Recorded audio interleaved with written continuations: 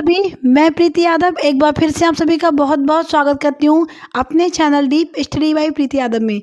तो फ्रेंड, हम आपके लिए आज नई क्लास लेकर आए हैं इंडियन ज्योग्राफी की, जिसमें हम जानेंगे, आज पढ़ेंगे इसमें भारत का भौगोलिक स्वरूप और उसका क्षेत्रफल। जी हाँ दोस्तों, इसमें आज हम भारत का भौगोलिक रूप भी देखने वाले हैं, जिसको हम इमेज के साथ देखेंगे, यानी इससे हमारी चीज़ें एकदम माइंड में सेट होंगी डायरेक्टली, क्योंकि आज हम इसमें सारी लोकेशन आपको दिखाएंगे।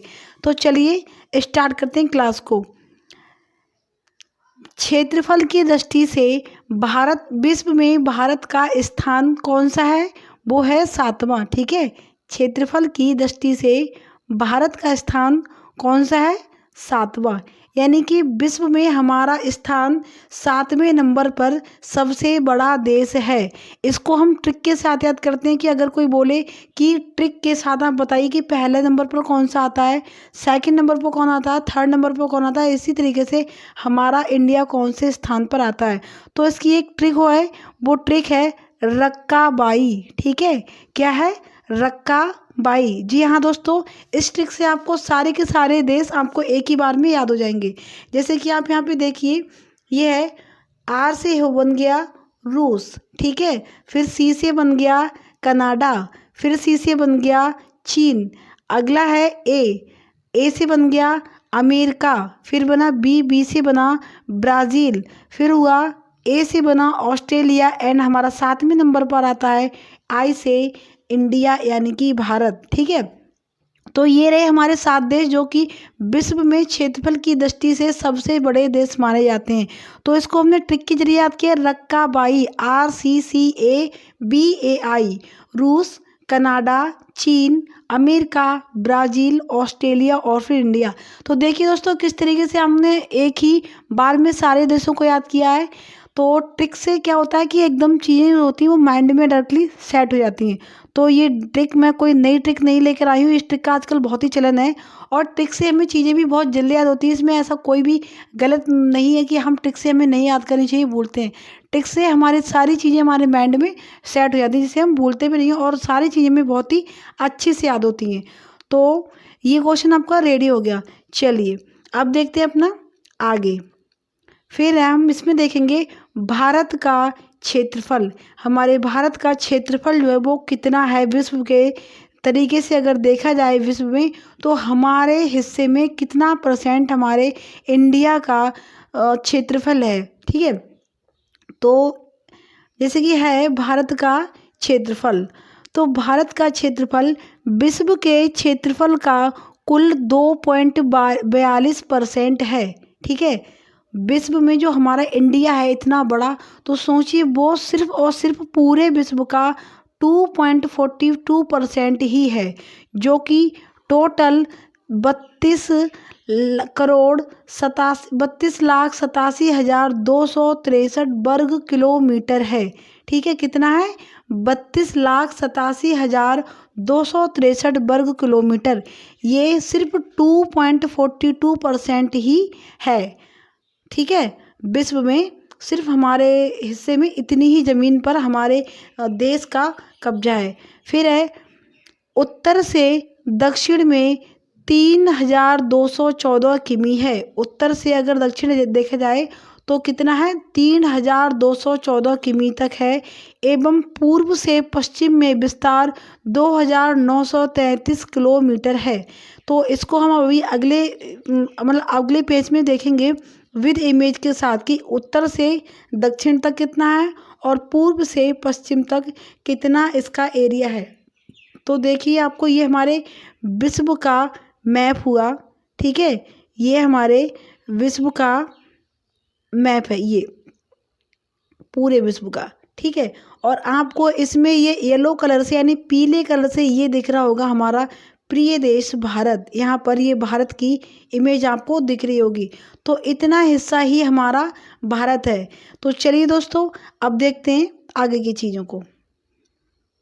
फिर है उत्तर से दक्षिण में, जैसा कि मैंने अभी आपको पहले बताया था, अब हम इसमें इमेज के साथ समझेंगे।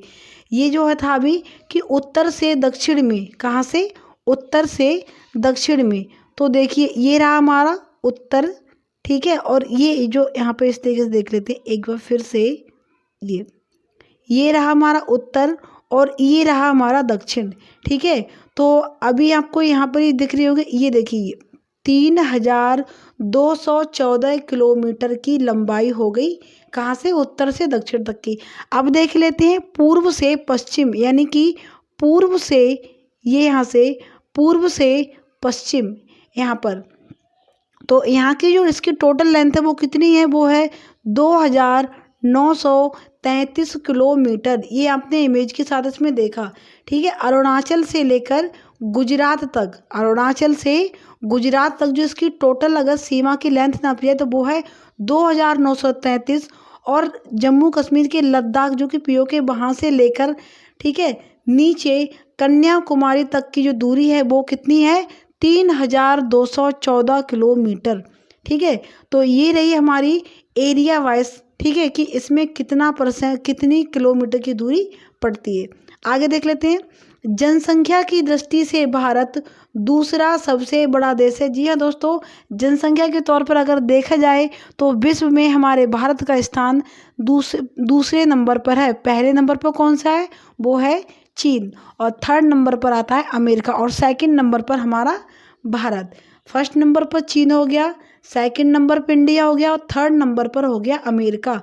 तो देखिए वैसे जो चीन है वो काफ़ी बड़ा है एरिया में हमारे भारत की अपेक्षा। उस हिसाब से देखा जाए तो हमारे भारत की जनसंख्या जो है वो बहुत ही ज़्यादा है। ठीक है, तो चीन सबसे पहले नंबर पर आता है और भारत दूसरे नंबर पर आता है जनसंख्या के मामले में। इसकी कुल जनसंख्या विश्व की जनसंख्या की 17.5% है। अब देखिए जो क्षेत्रफल है पूरे विश्व का वो कितना है, 2.42%, यानी कि 2.42% ही है। और जनसंख्या वो कितनी है, वो है 17.5%।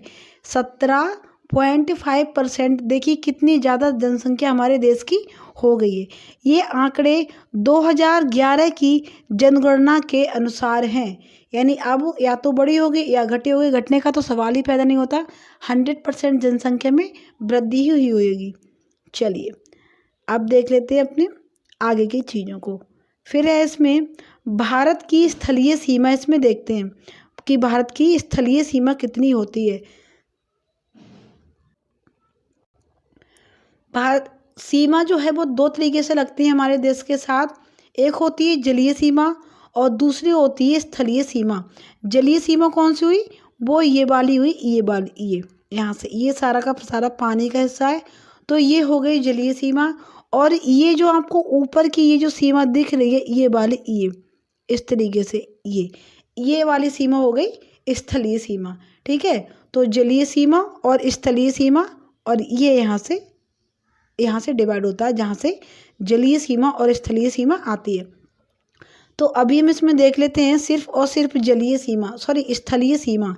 क्या देखेंगे इसमें, स्थलीय सीमा, ये इतना इतना ये एरिया यहाँ पर।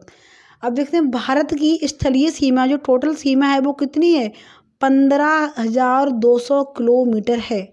कितनी है, 15,200 किलोमीटर। और भारत की मुख्य भूमि की जलीय भाग की लंबाई कितनी है, 6100 किमी है।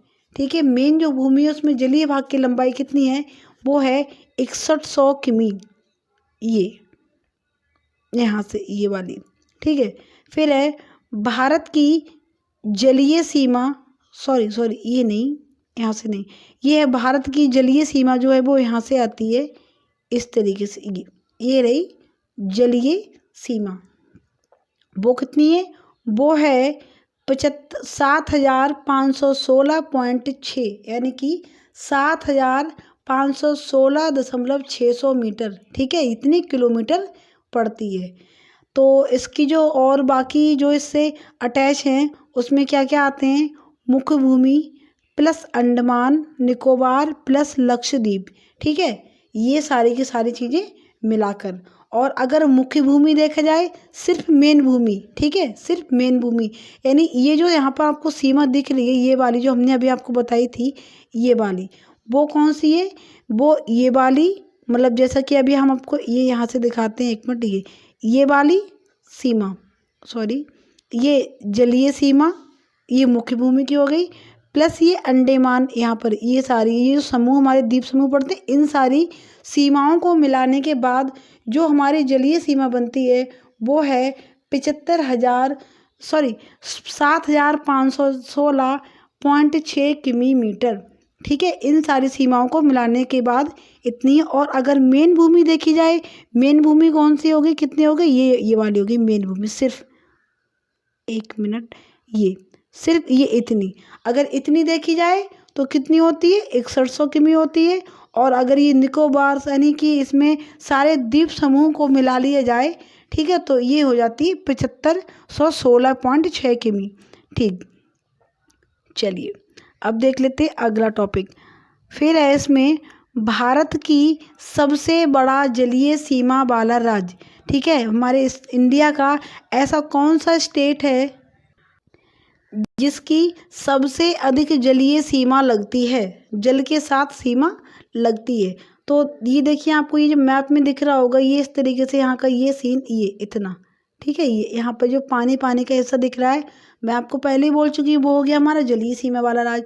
अब इसमें कौन सा ऐसा राज्य है जिसमें जो कि सबसे अधिक जल के साथ अपनी सीमा साझा करता है, तो वो रहा ये गुजरात। ठीक है, कौन सा है, गुजरात। जी हाँ, गुजरात के साथ हमारे भारत की सबसे अधिक सीमा लगती है। ये इस तरीके से कुछ, क्योंकि ये ऐसे, 1 मिनट, ये ऐसे है, फिर इस तरीके से है, फिर इस तरीके से है। ठीक है, तो इसलिए इसकी जो सीमा है, अगर इसे सीधे देखे जाए तो इसमें काफ़ी सारी इसकी सीमा अटैच होती है औरों को मुकाबले। तो इसीलिए भारत की सीमा सबसे अधिक अगर किसी राज्य के साथ लगती है तो वो है गुजरात के साथ। फिर है भारत की सबसे बड़ी अंतर्राष्ट्रीय स्थलीय सीमा। ठीक है, भारत की सबसे बड़ी अंतर्राष्ट्रीय स्थलीय सीमा किस देश के साथ लगती है, वो लगती है बांग्लादेश के साथ।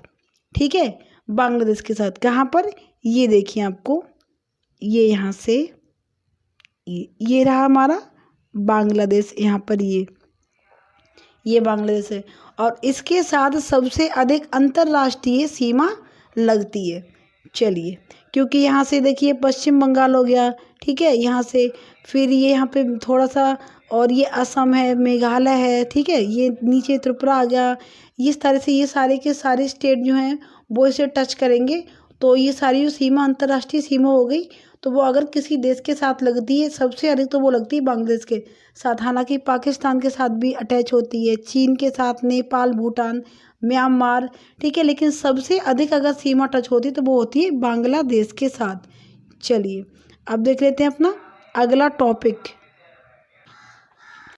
फिर है, अब अगला जो टॉपिक है उसमें हम जानेंगे सबसे बड़ा जलीय सीमा वाला राज्य, जिसमें हम देखेंगे सबसे अधिक जलीय सीमा वाला राज्य। अच्छा, जो अभी मैंने आपको बताया था उसको मैंने यहाँ पर डायग्राम के जरिए दिखाया, बाकी इसमें कुछ अलग नहीं है।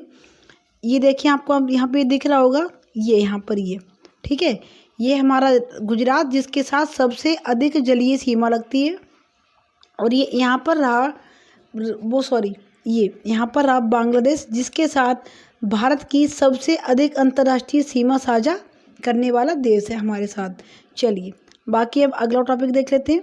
फिर है, भारत में कितने राज्य और केंद्र शासित प्रदेश हैं जिनकी जलीय सीमा लगती है। अब इसमें क्या पूछा है कि कितने राज्य ऐसे हैं और कितने केंद्र शासित प्रदेश ऐसे हैं जिनकी जलीय सीमा भारत के साथ साझा होती है। तो पहले राज्य देख लेते हैं, राज्य कितने लगते हैं। टोटल राज्य जो हैं वो लगते हैं 9 राज्य जलीय सीमा अपने साथ अटैच करते हैं। उसमें कौन कौन से हैं, गुजरात, महाराष्ट्र, गोवा, तमिलनाडु, केरल, आंध्र प्रदेश, उड़ीसा, पश्चिम बंगाल। इतने सारे स्टेट हैं वो जल के साथ अपनी सीमा साझा करते हैं।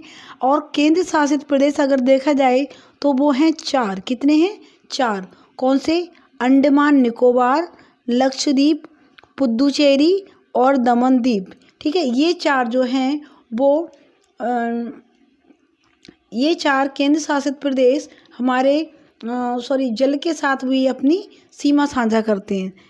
ठीक, तो टोटल कितने हो गए, टोटल हो गए 13, जिसमें 9 राज्य हैं प्लस 3 केंद्र शासित प्रदेश है।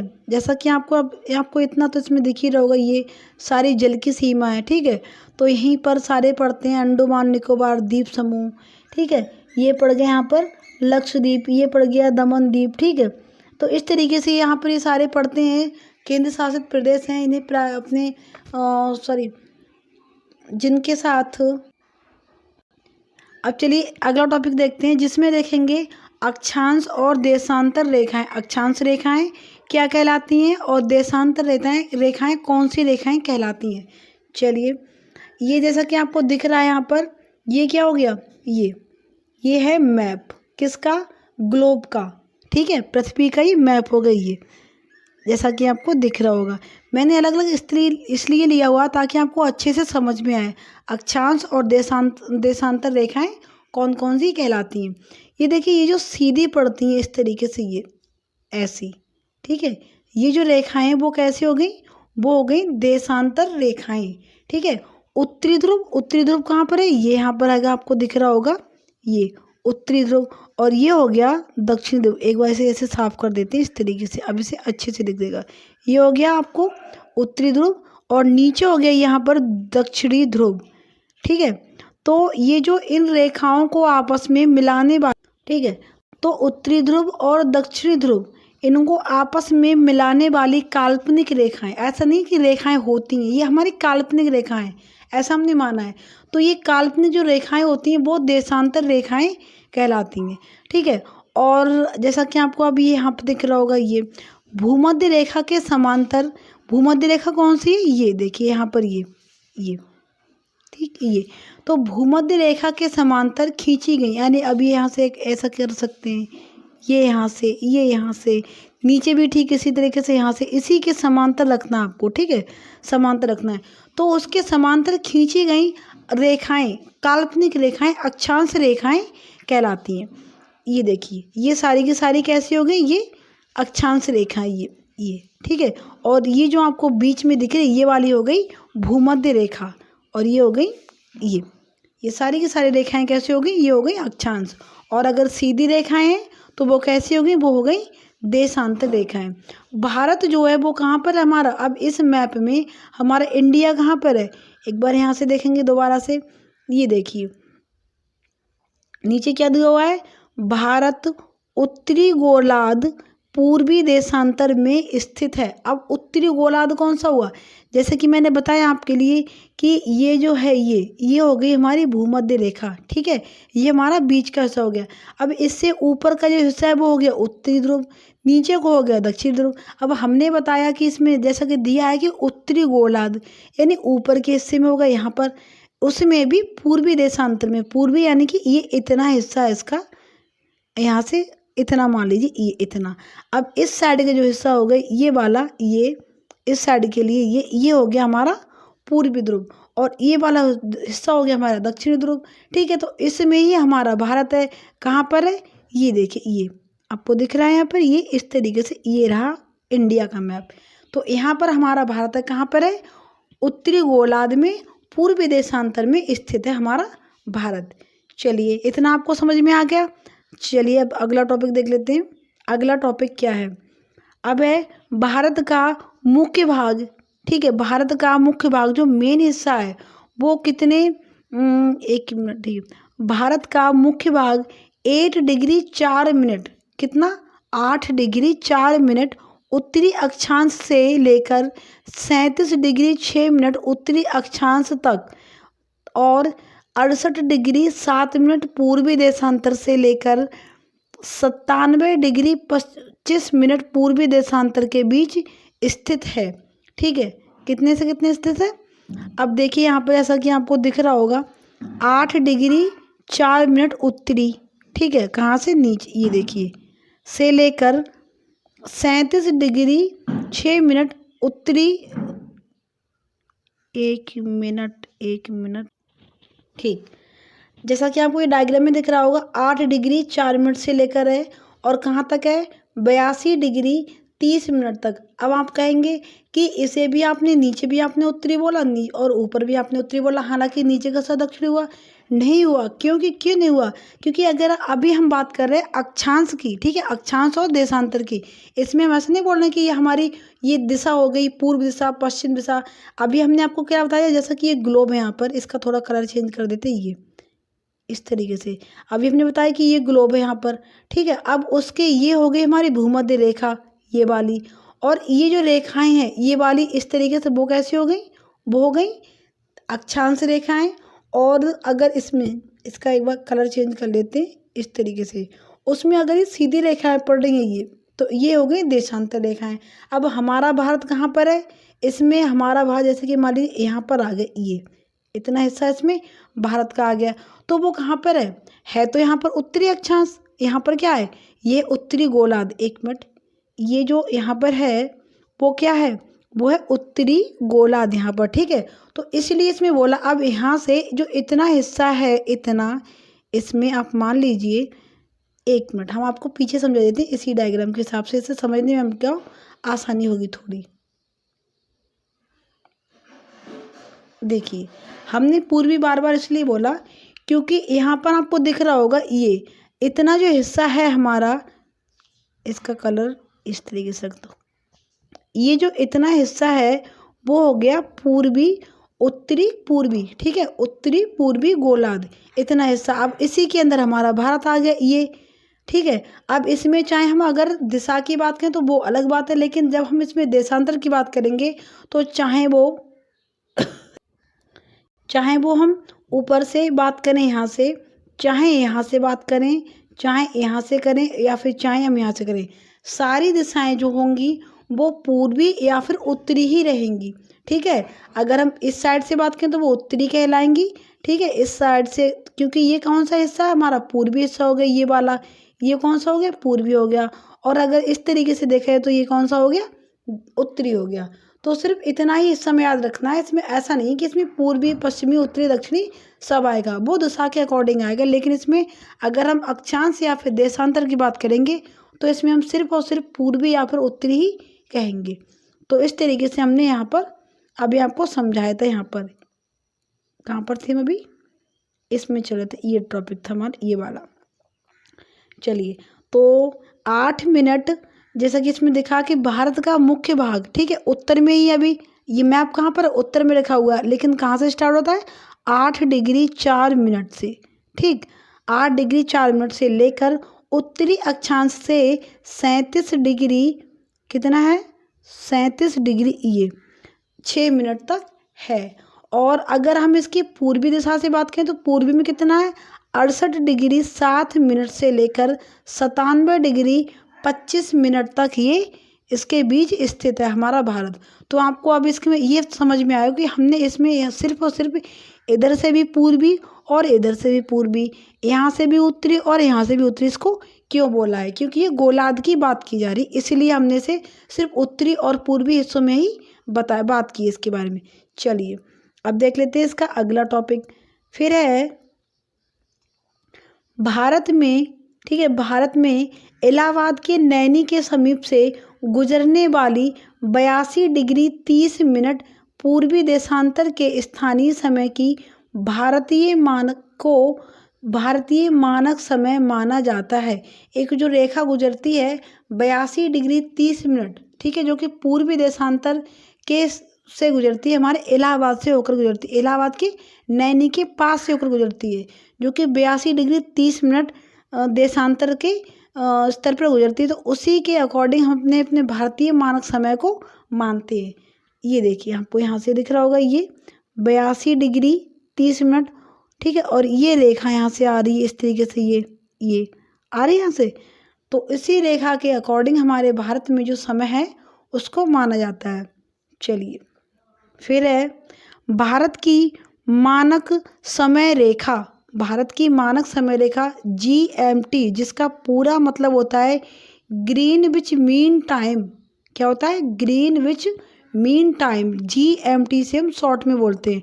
तो भारत की मानक समय रेखा जो कि हमारे इलाहाबाद के नैनी के पास से होकर गुजरती है, कितने 82 डिग्री और 30 मिनट के, ठीक है। तो GMT से 5 घंटा 30 मिनट आगे है, यानी उसी के अकॉर्डिंग मानते हैं, उससे भी कितना आगे, 5 घंटा 30 मिनट आगे है। 82 डिग्री 30 मिनट पूर्वी देशांतर रेखा भारत के 5 राज्यों से होकर गुजरती है। कहाँ से गुजरती है? 5 राज्यों से। अब उसमें राज्य कौन कौन से आते हैं? बहुत सारी रेखाएं, ठीक है, कर्क रेखा भी होती है, भूमध्य रेखा होती है, देशांतर। तो हमारे, हालांकि मध्य रेखा है जो वो हमारे भारत के से नहीं गुजरती, क्योंकि हमारा भारत तो उत्तरी गोलार्ध के भी पूर्वी में है, तो यहाँ से गुजरती नहीं है, ठीक है, हमारे इंडिया से होकर नहीं गुजरती वो रेखा। तो चलिए देख लेते हैं, मानक रेखा गुजरती है, वो भी कौन सी? 82 डिग्री 30 मिनट वाली रेखा। तो अब देख लेते हैं इसमें कि इसमें कौन कौन से राज्यों से ये होकर जाती है मानक रेखा। उत्तर प्रदेश, मध्य प्रदेश, छत्तीसगढ़, उड़ीसा और आंध्र प्रदेश। कहाँ से? ये हो गया हिस्सा, यहाँ पर ये उत्तर प्रदेश हो जाएगा, यहाँ पर इस तरीके से ये उत्तर प्रदेश, ठीक है। फिर ये यहाँ पर नीचे आ गए मध्य प्रदेश, फिर यहाँ पर ये छत्तीसगढ़ छोटा सा, फिर यहीं पर ये इतना सा थोड़ा उड़ीसा भी टच करता है, और यहाँ पर ये हो गया ये आंध्र प्रदेश, ठीक है। तो इतने 5 हिस्सों से होकर ये रेखा गुजरती है, ठीक। कौन सी? मानक रेखा, पूर्वी देशांतर रेखा, क्योंकि जो रेखाएं सीधी होती हैं वो देशांतर होती हैं, और जो इस तरीके से होती हैं ऐसी, ठीक है, वो कैसी होती हैं? वो होती हैं अक्षांश रेखाएं। ये हम पहले ही पढ़ चुके हैं। चलिए अब देख लेते हैं आगे। अब इसमें बात करेंगे कर्क रेखा से, कि कर्क रेखा किन किन राज्यों से होकर गुजरती है हमारे भारत में, ठीक है। तो ये क्वेश्चंस बहुत ज़्यादा देखने को मिलते हैं कि कर्क रेखा भारत के किन राज्यों से होकर गुजरती है। इसको हम ट्रिक के जरिए पढ़ेंगे, जिससे हमें इन चीज़ को समझने में बहुत ही आसानी होगी। और ये ट्रिक मैं कोई नई ट्रिक नहीं लेकर आई हूँ, क्योंकि मतलब कुछ लोग होते हैं नई नई ट्रिक लेकर आते हैं, इससे बच्चे थोड़ा कंफ्यूज होते हैं कि हम कौन सी ट्रिक रखें याद। और हमें नई नई ट्रिक नहीं बनानी चाहिए, जो कि ज़्यादा चल रही हूँ उन्हीं पे हमें ध्यान देना चाहिए। ऐसे नहीं कि मैं नई ट्रिक लेकर आई हूँ, फिर आपने उसे याद किया, फिर किसी दूसरे ने आपको कोई नई ट्रिक याद करा दी, तो इससे आप लोग कंफ्यूज हो जाते हैं कि हमने किस चीज़ के लिए कौन सी चीज़ हमें याद रखनी चाहिए या फिर कौन सी नहीं याद रखनी चाहिए।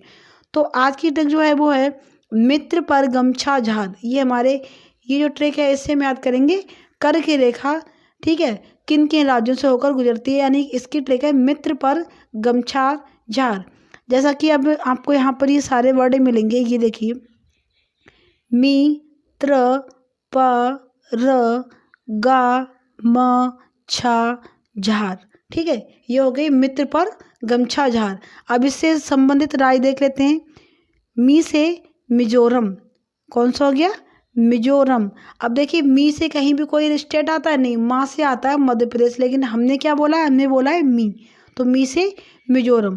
त्रि से त्रिपुरा, पा से पश्चिम बंगाल, रा से राजस्थान, गा से गमछा, माँ मध्य प्रदेश, छा से छत्तीसगढ़ और झा से झारखंड। ये हो गए हमारे ऐसे 8 देश जहाँ से कर्क रेखा होकर गुजरती है। हम इसको अब चित्र में एक बार देख लेते, डायग्राम में। गुजरात, राजस्थान, मध्य प्रदेश, छत्तीसगढ़, झारखंड, पश्चिम बंगाल, त्रिपुरा और मिजोरम।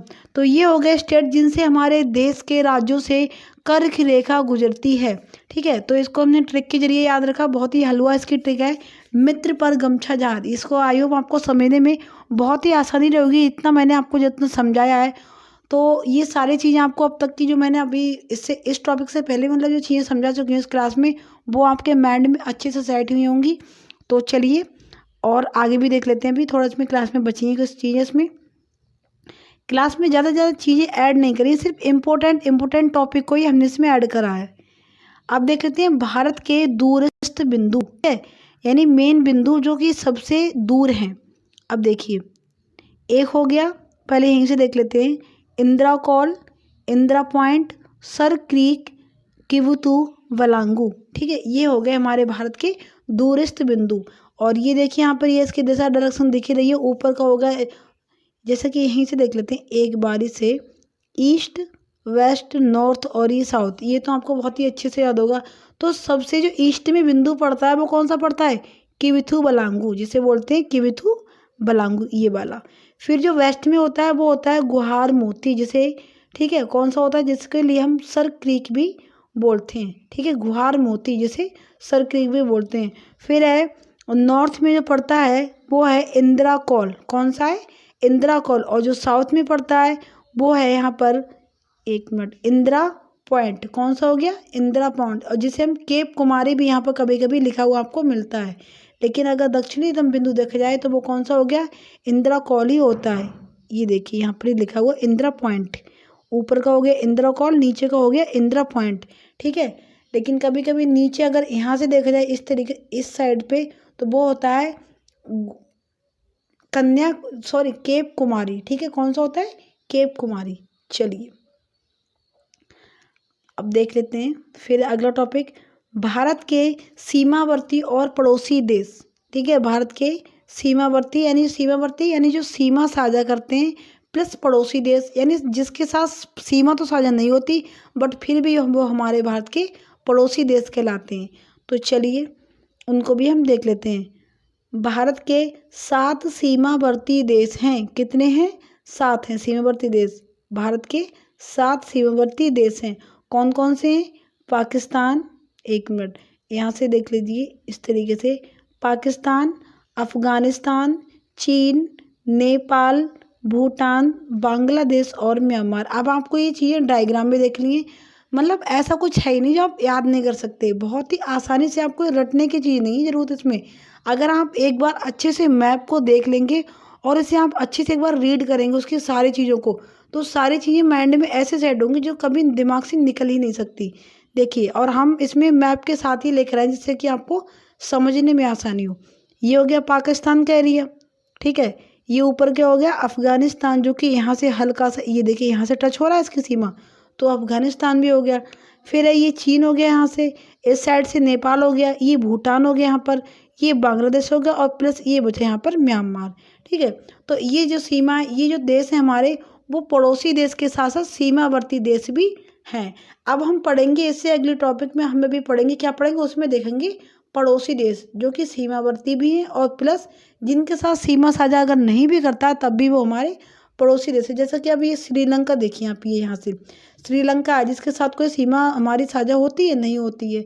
देखिए यहाँ से कोई सीमा साझा नहीं हो रही, लेकिन फिर भी ये हमारा कैसा है, पड़ोसी देश है। ये यहाँ पर मालदीव हो गया, इसके साथ हमारी कोई भी सीमा साझा नहीं हो रही, फिर भी ये हमारा पड़ोसी देश है, ठीक है। तो इस तरीके की चीज़ों को भी हम अगले इसमें देखते हैं। चलिए ये देखिए यहाँ पर भारत के 9 पड़ोसी देश हैं, 7 तो कैसे हो गए, यहाँ पे लिखा हुआ भी है कि भारत के 9 पड़ोसी देश हैं जिसमें 7 सीमावर्ती देश प्लस श्रीलंका प्लस मालदीव, यानी इनके साथ कोई सीमा साझा नहीं होती। तो 2 देश ऐसे हैं जिनके साथ कोई सीमा साझा नहीं होती फिर भी वो हमारे पड़ोसी देश कहलाते हैं। तो बस एक बार देख लीजिए फिर से दोबारा से, यहीं से देख लेते हैं। पाकिस्तान हो गया, अफगानिस्तान हो गया, फिर चीन हो गया, फिर नेपाल, भूटान, बांग्लादेश, म्यांमार, मालदीव और श्रीलंका, ठीक है। आसानी से समझ में आ गई चीज़ें। तो ऐसा नहीं है कि आप रटते हैं तो फिर वो चीज़ें दिमाग में नहीं बैठती। अगर आप उन चीज़ों को मैप से देखेंगे, आराम से समझने की कोशिश करेंगे, तो आपको चीज़ें कभी याद करने की ज़रूरत ही नहीं पड़ेगी, चीज़ें आराम से आपके दिमाग में सेट हो जाएंगी। चलिए, आई होप आपको जो मैंने समझाया वो आपको बहुत ही अच्छे से इतनी चीज़ें आपको आई होंगी। चलिए अब देख लेते हैं इसमें, भारत की सबसे लंबी सीमा लगने वाला देश, ऐसा कौन सा देश है जिसके साथ हमारे भारत की सबसे अधिक सीमा लगती है।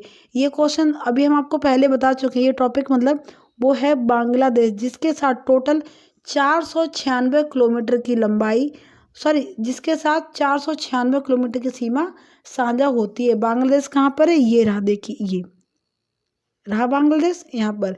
फिर है भारत की सबसे कम सीमा लगने वाला देश कौन सा है, वो है अफगानिस्तान। कौन सा हो गया, अफगानिस्तान, जिसके साथ सिर्फ और सिर्फ 106 किमी, ठीक है, कितनी, सिर्फ और सिर्फ 106 किमी किलोमीटर की सीमा ही साझा होती है। और अफगानिस्तान कहाँ पर है, ये रहा हमारा अफगानिस्तान, ठीक है, यहाँ से।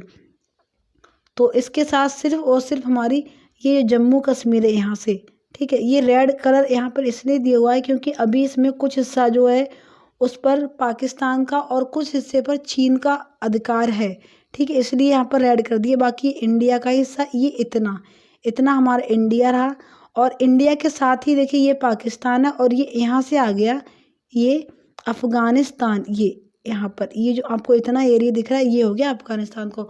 तो ये जो एरिया आपको टच दिख रही है यहाँ पर होती है वो अफ़गानिस्तान की, जो कि मात्र 106 किलोमीटर की दूरी ही अपने साथ सीमा साझा करता है।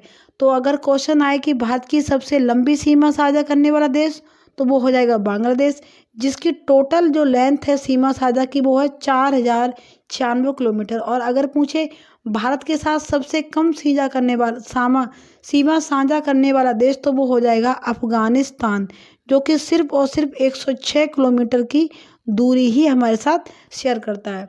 चलिए अब देख लेते हैं अगला। ठीक, इतनी ही थी आज की क्लास।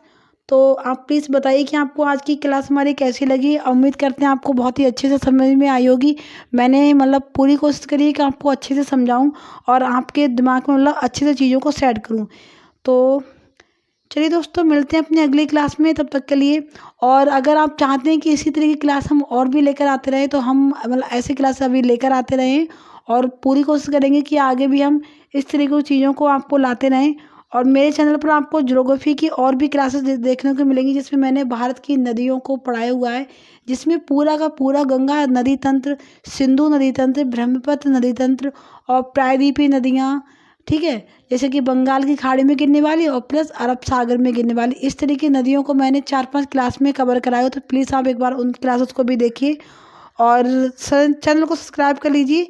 मिलते हैं तब तक अगली क्लास के साथ, तब तक के लिए जय हिंद जय भारत। और इसी की मैं क्लास 2 लेकर आऊँगी। ये क्लास 1 थी, इसकी क्लास 2 लेकर आऊँगी, जिसमें इम्पोर्टेंट टॉपिक और होंगे, जिसमें हम अभी ट्रिक के साथ पढ़ेंगे।